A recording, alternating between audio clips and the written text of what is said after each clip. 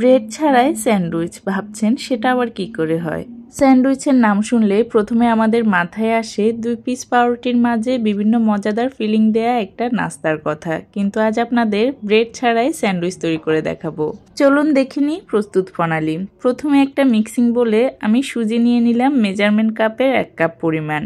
যে কাপ দিয়ে সুজিটা মেপেছি সেই কাপ দিয়ে 1 কাপ পরিমাণ পানি দিয়ে দিলাম। এখানে কিন্তু সুজি আর পানির পরিমাণটা ঠিক রাখতে হবে। এবার এই সুজিটাকে ভালো করে একটু হুইস্কের সাহায্যে মিশিয়ে নিচ্ছি। এখন এর সাথে কিছু উপকরণ অ্যাড করব। দিয়ে দিলাম স্বাদমতো কিছুটা লবণ, দিয়ে দিচ্ছি চিলি ফ্লেক্স। শুকনা মরিচকে তাওয়ায় একটু টেলে নিয়ে গ্রাইন্ডারে ক্রাশ করে নিলে চিলি ফ্লেক্স তৈরি হয়ে যায়। দিয়ে দিলাম স্বাদমতো কিছুটা গোলমরিচ গুঁড়া। এবার এর সাথে আরও 1/4 কাপ পরিমাণ পানি দিয়ে ভালো করে মিশিয়ে নিতে হবে।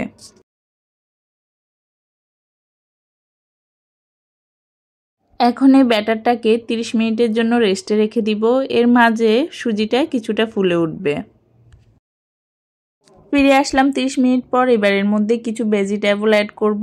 দিয়ে দিলাম পেঁয়াজ কুচি, কিছুটা পরিমাণ গাজর একদম গ্রেটারে চিকন অংশটা দিয়ে গ্রেট করে নিয়েছিলাম সেটা দিয়ে দিলাম। দিয়ে দিলাম ক্যাপসিকাম কুচি। ক্যাপসিকাম কিন্তু এখন বেশ সস্তায় পাওয়া যাচ্ছে, আপনারা চাইলে কিনে ফ্রোজেন করে রাখতে পারেন। দিয়ে দিলাম মটরশুঁটি কুচি, টমেটো কুচি দিয়ে দিলাম। আর টমেটোর কিন্তু বিচিটা ফেলে দিয়ে তারপর কুচি করে নিয়েছি। ধনিয়া পাতা কুচি দিয়ে দিলাম। দেখতে দেখুন কীরকম কালারফুল লাগছে। এখন দিয়ে দিচ্ছি এটার মধ্যে চাট মশলার গুঁড়া। এটা হচ্ছে যে চটপটির মশলাটা থাকে সেটাকে মূলত চাট মশলা বলে। সামান্য একটু টমেটো সস দিয়ে দিলাম। পেঁয়াজের কলি দেওয়ার কথা ভুলে গিয়েছিলাম, লাস্ট মোমেন্টে মনে হলো, তো দিয়ে দিচ্ছি কিছুটা পেঁয়াজ কলি কুচি করা। শীতকালটা আমার তেমন একটা ভালো না লাগলেও এই ফ্রেশ শাকসবজির জন্য ভালো লাগে। এখন এই সবগুলো উপকরণকে আরেকবার ভালো করে মিশিয়ে নিতে হবে। আপনার চাইলে এটা সাথে সাথে তৈরি করতে পারেন বা কিছুক্ষণ মিশিয়ে রেখে দিতে পারেন। শুধু তৈরি করার আগে এর মধ্যে 1/4 চা চামচ পরিমাণ বেকিং সোডা মিশিয়ে নিতে হবে। আর এই ব্যাটারের কনসিস্টেন্সিটা কিন্তু একটু ঘন হবে, খুব বেশি পাতলা হবে না। আপনারা দেখতেই পাচ্ছেন ব্যাটারটা কীরকম হবে। আজ এই নাস্তাটা আমি স্যান্ডউইচ মেকারে তৈরি করব। আপনার চাইলে চুলায় ননস্টিকের প্যানেও তৈরি করতে পারেন। তো প্রথমে স্যান্ডউইচ মেকারে কিছুটা বাটার দিয়ে একটু গ্রিস করে নিচ্ছি।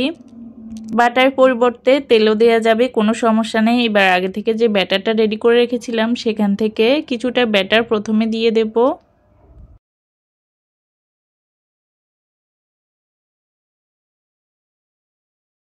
এর মাঝে হচ্ছে আমরা সামান্য একটু চিজ ইউজ করব, তাই প্রথমে একদম ভর্তি করে দেব না। তো প্রথমে কিছুটা ব্যাটার দিয়ে নিয়ে এর মাঝে হচ্ছে গ্রেট করে নেওয়া কিছুটা মজারেলা চিজ দিয়ে দিচ্ছি। আপনাদের কাছে যদি চিজ স্ল্যাশটা থাকে যেটা বার্গারের মধ্যে দেওয়া হয় সেটাকেও কোনাকুনিভাবে কেটে দিয়ে দিতে পারেন।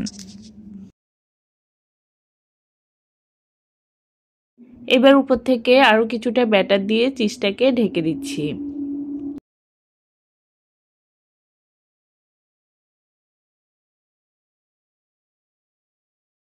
এবার হচ্ছে স্যান্ডউইচ মেকারটাকে বন্ধ করে দিচ্ছি। এখন 10 মিনিটের মতো অপেক্ষা করব।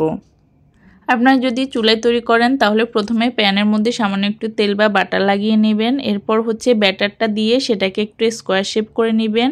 তারপর এটা হওয়ার পর কোনাকুনিভাবে কেটে নিলেই স্যান্ডউইচের শেপে হয়ে যাবে। আমাদের সুজির তৈরি স্যান্ডউইচটা রেডি হয়ে গিয়েছে। এখন এটাকে স্যান্ডউইচ মেকার থেকে বের করে নিচ্ছি। মাঝের অংশটা হচ্ছে একটা কেচির সাহায্যে কেটে নিলাম। ডুবো তেলে একদম ভাজা পোড়ার চাইতে আমি বলবো যে এই নাস্তাটা অনেক বেশি স্বাস্থ্যসম্মত এবং এখানে কিন্তু অনেকগুলো ভেজিটেবল অ্যাড করেছি। বাচ্চাদের জন্য তো এটা অনেক বেশি উপকারী। আপনারা অবশ্যই বাসায় ট্রাই করে দেখবেন। আর টেস্টের কথা কি বলবো, আমার 2 মেয়ে এটা খুবই পছন্দ করেছে। তাদের কাছে তো বেশ ভালো লেগেছে, আমার কাছেও ভালো লেগেছে। তো বাসায় ট্রাই করে দেখবেন আর কেমন হয়েছে আমাকে কমেন্ট করে জানাবেন।